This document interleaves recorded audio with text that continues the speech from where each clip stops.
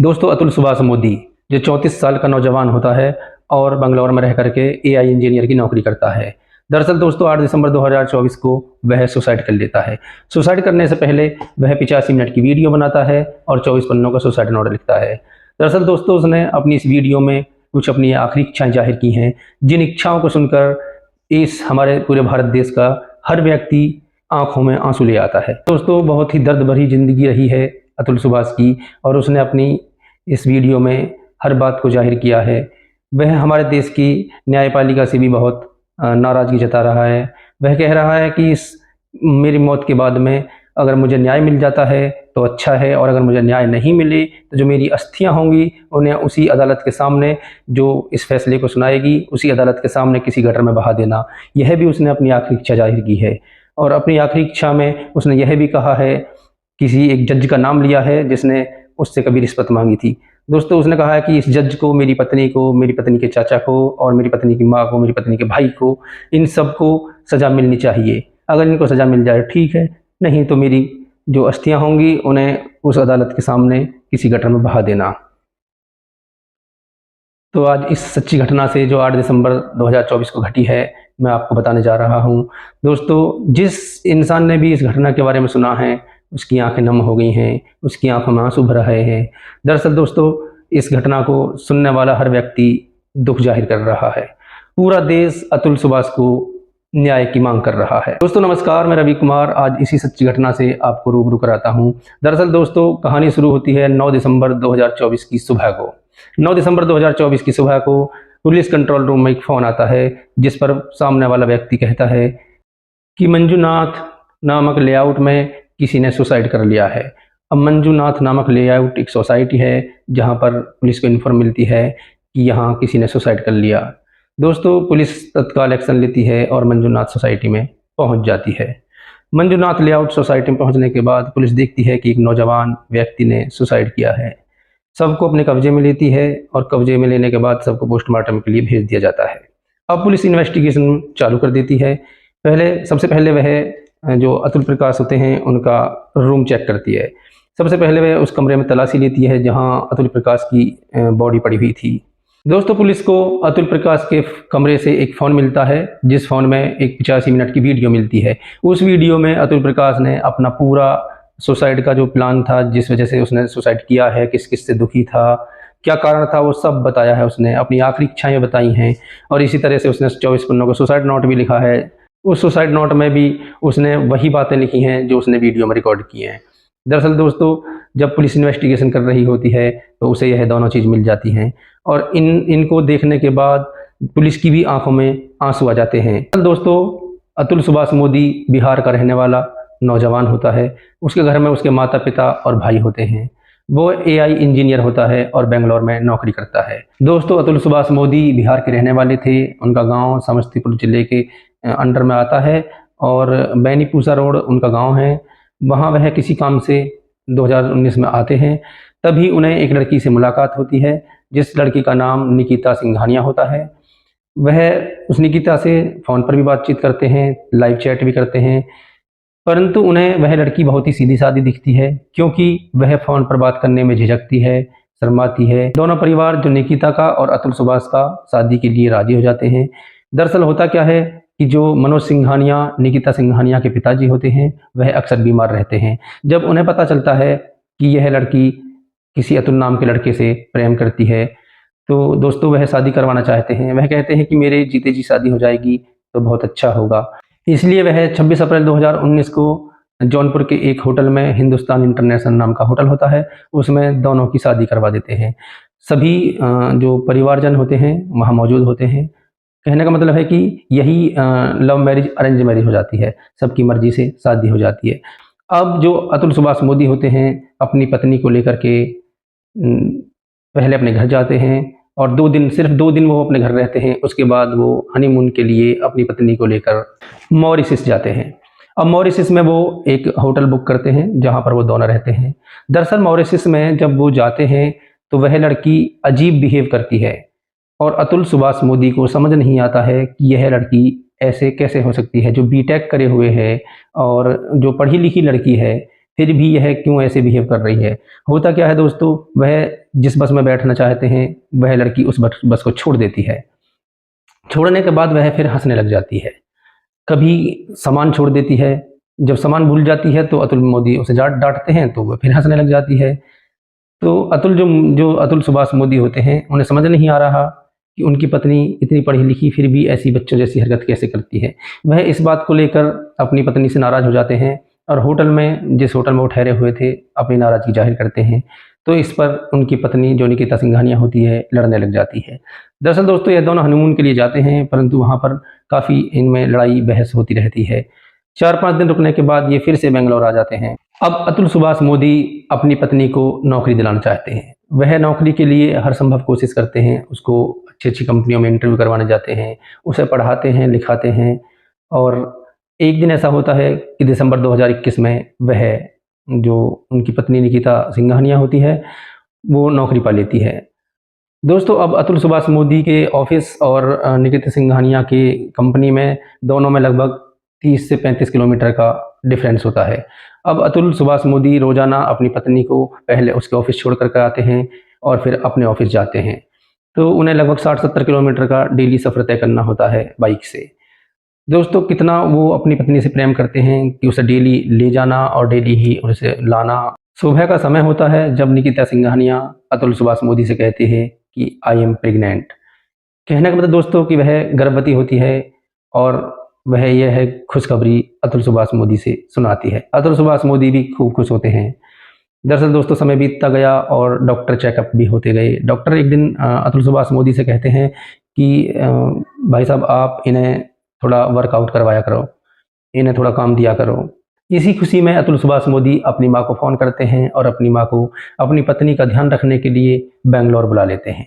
दरअसल दोस्तों उनकी माँ बेंगलोर आ जाती है। अब यहीं से शुरू होता है सारा झगड़ा। दरअसल दोस्तों माँ वेजिटेरियन है और जो पत्नी होती है निकिता सिंघानिया वह नॉन वेजिटेरियन होती है। तो दोस्तों जब वह कुछ अपने लिए बनाती है तो उसकी अतुल सुभाष मोदी की माँ को अच्छा नहीं लगता। वह किसी बात पर उससे कह भी देती है कि यह मत खाया करो, परंतु दोस्तों वह नहीं मानती है। अब दोस्तों सास बहुओं में कहा-सुनी डेली होने लग जाती है।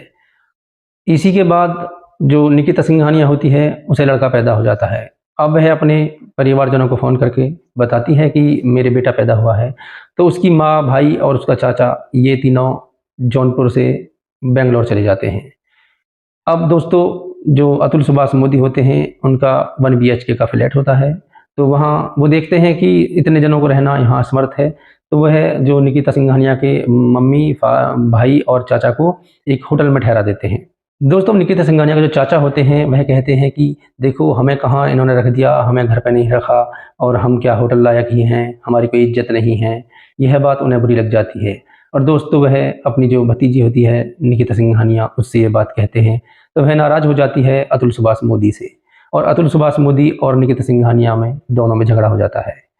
अब दोस्तों इस झगड़े के बाद निकिता सिंघानिया अपने चाचा, भाई और माँ के साथ वापस जौनपुर आ जाती है अपने बेटे को लेकर के।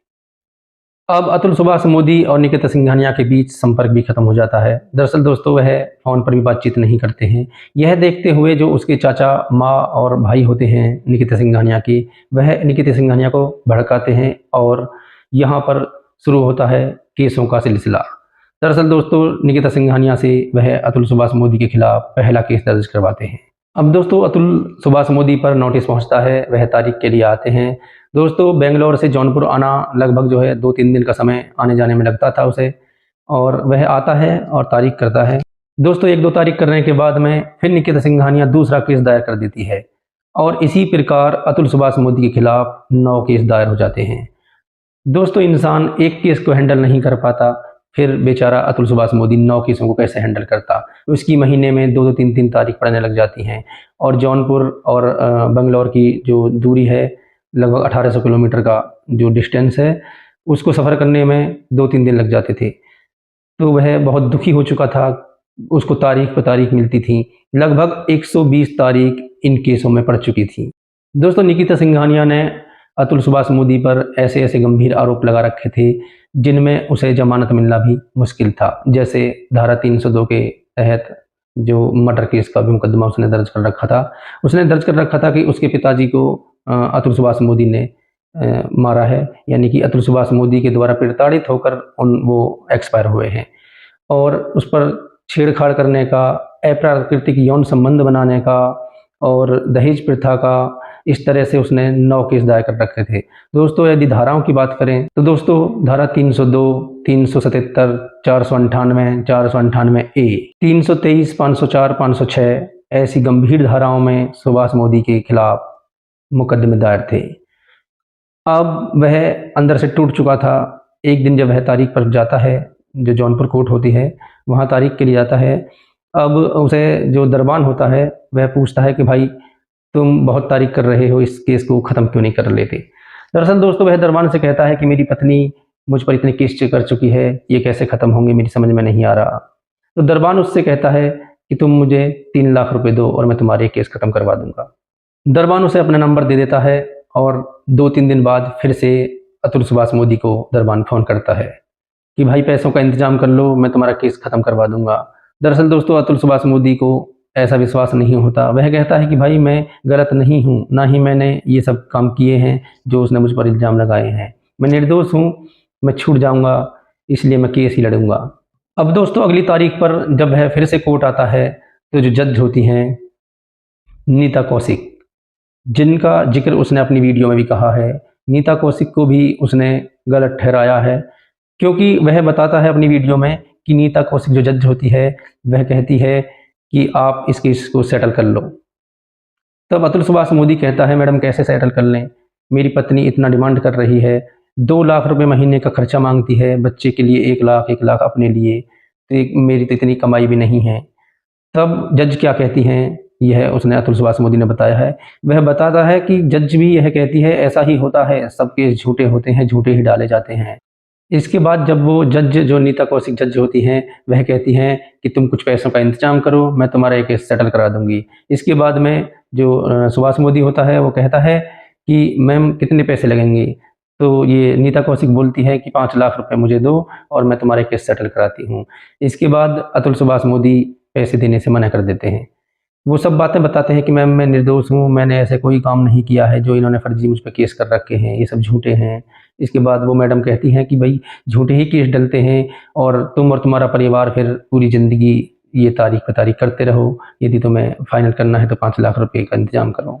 दोस्तों अब वह जौनपुर से फिर से बेंगलोर आ जाता है अपनी तारीख पूरी करके, और वह सोचता है कि यार मैं क्या करूं, मेरा तो जीवन ही खराब हो गया है।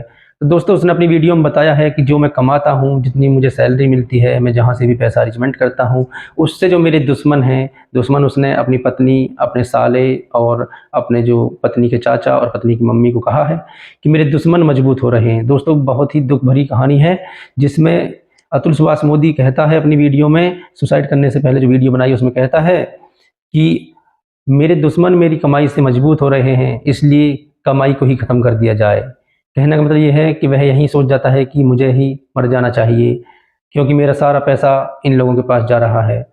अब दोस्तों 8 दिसंबर 2024 को वह एक 85 मिनट की वीडियो बनाता है और 24 पन्नों का सुसाइड नोट लिखता है। इस वीडियो में मैं आपको बताना चाहूँ कि उसने क्या क्या कहा है। सबसे पहले अतुल सुभाष मोदी कहते हैं, हेलो गाइस, मैं अतुल सुभाष मोदी। दोस्तों यहाँ पर ऐसा लग रहा था जैसे कि ये कोई नॉर्मल वीडियो बना रहे हैं, परंतु दोस्तों अगला ही वर्ड होता है, मैं सुसाइड करने जा रहा हूँ। दोस्तों इस वीडियो पर यहीं आंखें नम हो जाती हैं कि एक इतना होनहार एआई इंजीनियर सुसाइड के लिए कैसे तैयार हो रहा है। 85 मिनट के वीडियो में वो कहते हैं कि मेरी पत्नी ने मुझ पर जो घिनौने अपराध लगाए हैं वो सब झूठ हैं, और इसने मुझसे, जो इसके ससुराल वाले होते हैं, जो लड़की का चाचा होता है और लड़की की माँ होती हैं, ये कोई बिजनेस करते होंगे।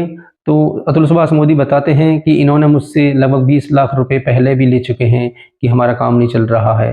दोस्तों अतुल सुभाष मोदी अपनी इस वीडियो में बताते हैं कि कोरोना काल में मेरी सास और मेरे जो साले हैं, इन्होंने लगभग 20 लाख रुपए मुझसे ले लिया है अपना खर्चा करने के लिए, अपने दुकान को भरने के लिए, जो कुछ किसी चीज़ की दुकान करते होंगे उसे भरने के लिए लगभग 20 लाख रुपए पहले ले चुके हैं। अब पत्नी इनके कहने में जो इन पर केस कर देती है, तो वो इन सब पाँचों को अपनी वीडियो में उन्होंने बताया है कि जो मैं अपनी ज़िंदगी गंवा रहा हूँ, जो मैं सुसाइड कर रहा हूँ, उसके जिम्मेदार ये 5 लोग हैं। सबसे पहले उन्होंने बताया है जो जौनपुर की जज हैं नीता कौशिक, सबसे पहले उन्होंने इसको भी इस मौत का जिम्मेदार ठहराया है, क्योंकि दोस्तों उन्होंने रिश्वत के पैसे मांगे थे उनसे, जो उन पर नहीं थे इतने देने के लिए। दूसरे नंबर पर उनका साला जो अनुराग सिंघानिया होता है। तीसरे नंबर पर उनके चाचा जो सिसुल सिंघानिया, और जो उनकी सास होती हैं निशा सिंघानिया। और पाँचवें नंबर पर उन्होंने बताया अपनी पत्नी निकिता सिंघानिया। यही पांचों इस मौत के जिम्मेदार हैं। इनको सज़ा मिलनी चाहिए, यही उन्होंने अपनी आखिरी इच्छा में व्यक्त किया है। इस वीडियो में उन्होंने बताया है कि मेरी आखिरी इच्छा जो है, पहली तो यह है कि इन पांचों को सज़ा मिलनी चाहिए, और अगर इन पांचों को सज़ा नहीं मिले तो मेरी दूसरी इच्छा यह है कि मेरी जो अस्थियां होंगी, जो अदालत इनको निर्दोष छोड़े, जो अदालत फैसले में इनको निर्दोष ठहराती है, उस अदालत के सामने किसी गटर में मेरी अस्थियों को बहा देना। दोस्तों यहीं पर हर इंसान की आंखें नम हो जाती हैं। तीसरी अंतिम इच्छा उन्होंने जाहिर की है कि जो उनका पुत्र है, जो उनका बेटा है, उसे उनके माता पिता को सौंप दिया जाए। वो उसे अच्छे से पालेंगे, परंतु उसकी पत्नी को नहीं दिया जाए। अतुल सुभाष मोदी कहते हैं मेरी पत्नी मेरे बेटे को पालने में सक्षम नहीं है, इसलिए मेरी अंतिम इच्छा यह भी है कि मेरे बेटे को मेरे माता पिता को सौंप दिया जाए, वो इसका अच्छे से ख्याल रखेंगे। और दोस्तों इससे भी ज़्यादा रुला देने वाली उनकी आखिरी इच्छा जो उन्होंने व्यक्त की है, उन्होंने कहा है कि मेरी पत्नी को मेरे मरने के बाद मेरी डेड बॉडी से, मतलब मेरी लाश से काफ़ी दूर रखा जाए, ताकि वह मेरी लाश को छू न पाए। दोस्तों उन्होंने अपनी लाश को भी छूने से अपनी पत्नी को मना किया है। दोस्तों पूरे केस की जांच हो रही है, पुलिस इन्वेस्टिगेशन में लगी हुई है, और मैं तो यही कहूँगा साथियों कि अतुल सुभाष मोदी को न्याय मिलना चाहिए। ऐसे जो उसकी मौत के जिम्मेदार हैं उन सबको सज़ा होनी चाहिए। इसी तरह से पूरा देश भी जो है अतुल सुभाष मोदी के लिए न्याय की डिमांड रख रहा है। हर सोशल मीडिया पर, चाहे यूट्यूब हो, फेसबुक हो, इंस्टाग्राम हो, एक्स हो, ट्विटर हो, टीवी, समाचार, अखबार, सब में अतुल सुभाष मोदी के न्याय की जो मांग रखी जा रही है, और हर जगह एक ही टैग वायरल हो रहा है, justice for Atul Subhash, justice for Atul Subhash. तो दोस्तों आप सभी से मेरी विनती है कि इस वीडियो को ज़्यादा से ज़्यादा वायरल करें, ज़्यादा से ज़्यादा लोगों के साथ शेयर करें, ताकि अतुल सुभाष मोदी को न्याय मिल सके। यही हमारी पहल है दोस्तों। धन्यवाद।